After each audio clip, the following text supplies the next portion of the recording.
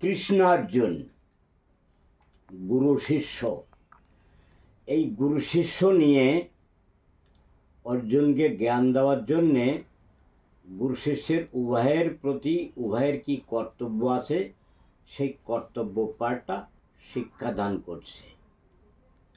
করতে করতে কথার মাঝে অর্জুন বলে ফেলল, তাহলে আমি তো আপনার প্রধান ভক্ত।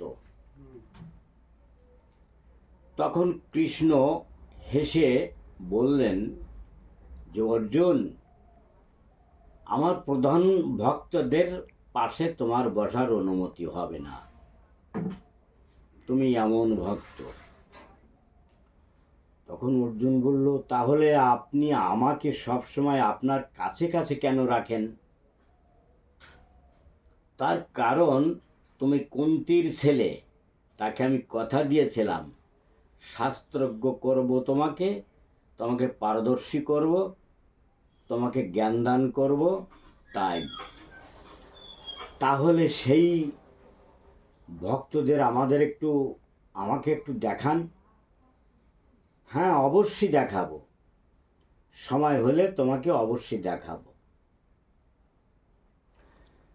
তখন দীর্ঘদিন অতিবাহিত হয়ে গেল। একদিন শ্রীকৃষ্ণ অর্জুনকে বলছে, অর্জুন চলো তো, আমাকে একটু জঙ্গল পরিদর্শন করিয়ে আনো, জঙ্গলটা দেখতে বহুত ইচ্ছা করছে। অর্জুন বলল, ঠিক আছে চলুন। তখন অর্জুন শ্রীকৃষ্ণকে নিয়ে জঙ্গলের দিকে রওনা দিল। ঠিক গভীর জঙ্গলে ঢোকার পর জ্যৈষ্ঠ মাসের প্রচণ্ড গরমে শ্রীকৃষ্ণ বললেন, অর্জুন আমি তো আর এক পাও আগে বাড়াতে পারছি না, আমার এত জল পিপাসা লেগেছে, তুমি আমাকে একটু জল খাওয়ানোর ব্যবস্থা করো। অর্জুন বলল, ঠিক আছে, আমি দেখছি কোথায় জল পাওয়া যায়।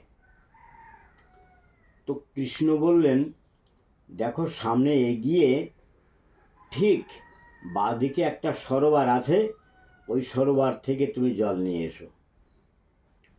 অর্জুন যথারীতি সে গিয়ে দেখে সরোবর, কিন্তু সেই সরোবরে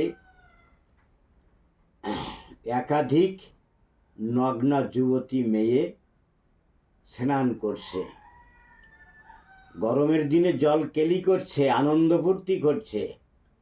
অর্জুন তো আবার এই নগ্না মেয়েদের দিকে তাকায় না, যদিও অসতর্কতা অবস্থায় তাকিয়েছে। এখন বিপরীতমুখী হয়ে অর্জুন তাদেরকে সজোরে করতালিতে উঠাবার ব্যবস্থা করল, কিন্তু তারা ওই জলকেলির শব্দ নিজেদের কোলাহলের শব্দে একাকার হয়ে গেছে, কারো কোনো শব্দ শোনেনি, ওঠেনি। তখন অর্জুন নিরুপায় হয়ে বিপরীতমুখী থেকে শব্দবেদী বাণ নিক্ষেপ করতে লাগল। এক এক করে সমস্ত মেয়েদের গায়ে বাণ বিদ্ধ হয়ে তারা উপরে উঠে চলে গেল। অর্জুন তখন সরোবরে এসে করকরসে জল নিতে গেল। করকরসে জল তো থাকলো না। তখন নিজের ঘাড়ের ওড়নাটা ভিজিয়ে জল নিয়ে তাড়াতাড়ি করে কৃষ্ণের কাছে এসে দেখল যে কৃষ্ণের সর্বাঙ্গে বাণবিদ্ধ।